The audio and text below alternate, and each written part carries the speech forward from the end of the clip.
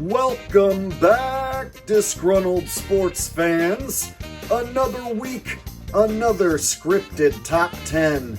We're going to start the list in Miami. You got tight end Mark Andrews here. He's going to get left wide open. And how's he going to get wide open? Well, you see this Dolphins player who's covering him?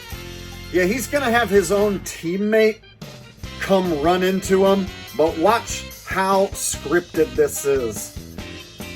They can see each other, and then this guy starts reaching out his hands and purposely runs into his own teammate. Yeah, okay. So he goes down, number 11 stays on his feet, just keeps staring at the quarterback.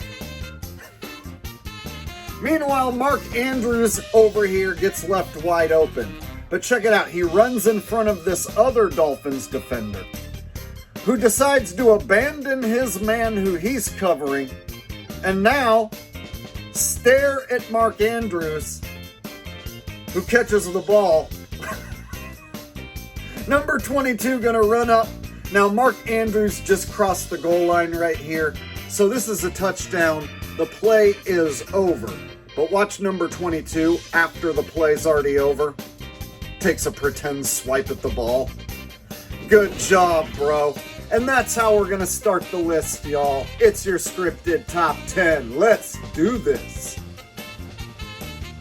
So the Colts are starting out 7-1. But in this game, they got to do the job to the Steelers.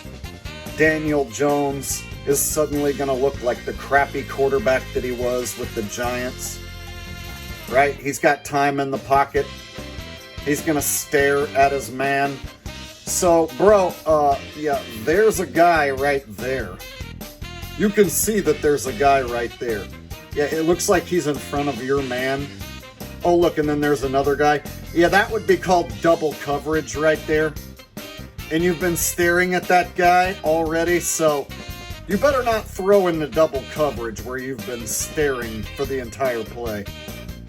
So he throws it into double coverage right to that Steelers dude. Good job, Daniel. That's the quarterback that I remember from the New York Giants. Steelers go on to win this game and hand the Colts their second loss of the season. Y'all, I have been waiting the entire season to sing this song. Whoa! Take me down to the Muff Punt City where the returners are really freaking shitty. Oh, won't you please muff this punt?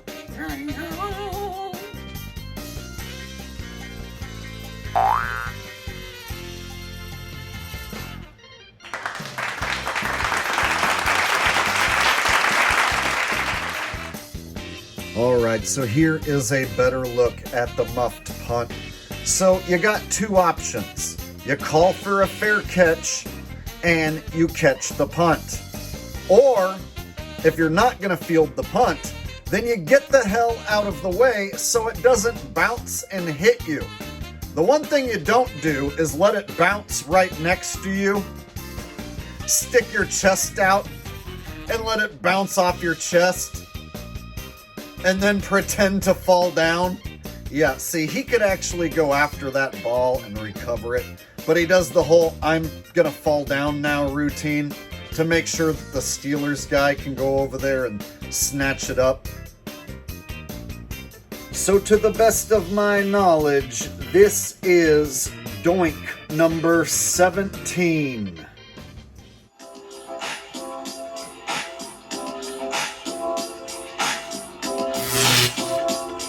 Well, I tried to tell you so, but I guess you didn't know. They've been messing with field goals, and there's magnets in the poles. You lied to me. All those field goals I thought were so real. You lied to me. Yes, you did. Yes, you did. You lied to me. All those field goals I thought were so real, you lied to me. Now I cry, cry, return of the doink. Return of the doink. Return of the doink. Another ball hits the pole. Return of the doink. Return of the doink. Return of the doink. Another ball hits the pole. All right, so here we have wide receiver Marvin Harrison Jr., the son of a Hall of Fame wide receiver. And then you got this corner, Bland, and that describes his acting ability on this play. So check it out. Harrison's gonna do this little shimmy. And Bland is gonna pretend like his ankles are broken because of that. So he purposely loses his own footing and goes to his back. Leaves Harrison wide open. Watch the footwork. Oh, what was that? Yeah, okay. Look at that leg position. The only way you would have your leg in that position right there is if you're falling down on purpose. Which is exactly what that looked like to me. There is so much wrong with this play, I don't even know where to begin. All right, let's begin with the fact that the Packers are wearing the most butt-ugly throwback uniforms I have ever seen. Yeah, that's the Green Bay Packers right there. Looking more like the Chicago Bears, right? Is there anyone even alive that remembers when the Packers used to wear these uniforms? Anyway, so we got a 4th down play. 4th down and 8. And the Packers have been playing like trash against the Panthers all game, probably because they wear those butt-ugly throwback uniforms. So the Packers getting beat in the 4th quarter, they're going to skip the field goal attempt, right? They're within field goal range. They can pull within 4 points and still have plenty of time to stop the Panthers and score a game-winning touchdown.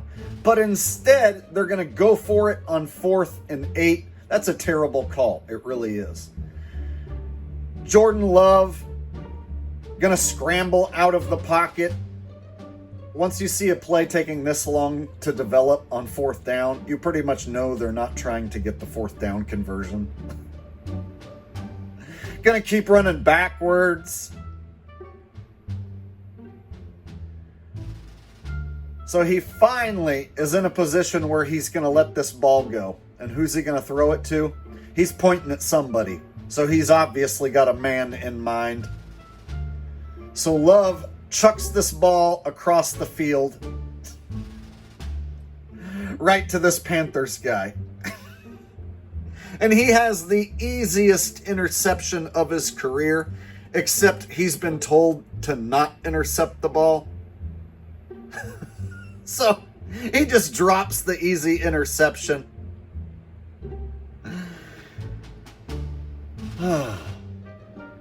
And here we go again, Jordan Love and the butt-ugly throwback uniform-wearing Packers. Gonna do the job at home to the Panthers. And it's mainly because Jordan Love was doing stuff like this. Hucking the ball into, what is that, double coverage? No, triple coverage. So look how his receiver is clearly double covered, but the ball doesn't even go anywhere near that receiver. Instead, it goes right to this other Panthers player.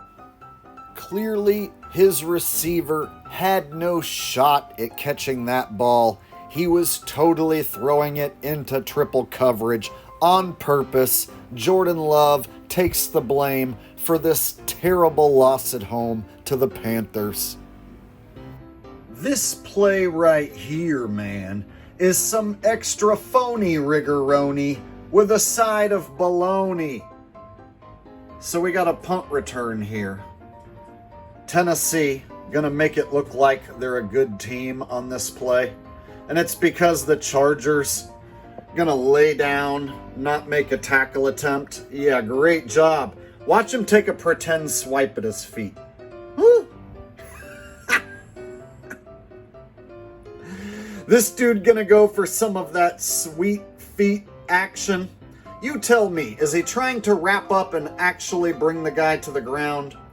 Or is he going down there to take a whiff of his feet? Looks to me like he's down there sniffing his feet. That dude has a foot fetish. So this Chargers dude here, he just ran right on by. Number 40. Yeah, he's going to run into some blockers. And he's off to the races. Watch number 42. He's going to pretend like he's trying his hardest, but he's like running the slowest out of everyone on screen. Now you got the punter over here. We know punters are worthless. You can never ask a punter to make a tackle, right? Now all he would have to do is shove this guy out of bounds. He doesn't even have to make a tackle. Just try and shove him out of bounds. Just make an attempt to shove him out of bounds. But no, he's a worthless punter, so he just gets shoved to the ground like a child. And the Titans score a touchdown and make it look like they might win, but they don't. All right, so here we have the opening kickoff to start the game in this Bears and Bengals matchup. First thing you'll see happen, all of the Bears players run right into blockers. Nobody's trying to get to this guy. So he runs right through this gaping hole. Finally, you got someone who's going to try and make a tackle. Oh, wait. Is that the kicker? Well, it's a kicker. And as we all know, kickers are worthless. You can never ask a kicker to make a tackle, because if you do, they do stuff like this. Great job, kicker. So this last Bears defender, he comes running up. He is the last chance for the Bears to save this play from being a touchdown. All he's got to do is knock this Bengals guy out of bounds. You don't even need to make a tackle, bro. Just knock him out of bounds. Just knock him out of... You know what? Never mind. Go on down there and sniff his feet like a weirdo and fall on your face and miss the tackle. We know you don't care about making this tackle, and all you care about is sniffing that dude's cleats like a freaking weirdo. Yep, there he is, sniffing his cleats. And the Bengals score. And of course, that brings us to the number one most scripted play of the week. And it has to be the game-winning touchdown by the Bears. Late in the fourth quarter, the Bears are trailing by 1 point. They need a field goal or a touchdown. And on this play, the Bears conveniently have a wide-open tight end over the middle. Hey, how come none of you Bengals guys in the area decided to cover the big, lunky, white tight end? So the big white tight end, left wide open, gets his team into field goal range. But wait, there's more. So you got 3 Bengals players in the area who need to make a tackle immediately. First Bengals guy lowers his shoulder, but doesn't wrap up at all. Second Bengals guy touches him on the hip. He puts his hand up on his hip. When he dips, you dip. He dips.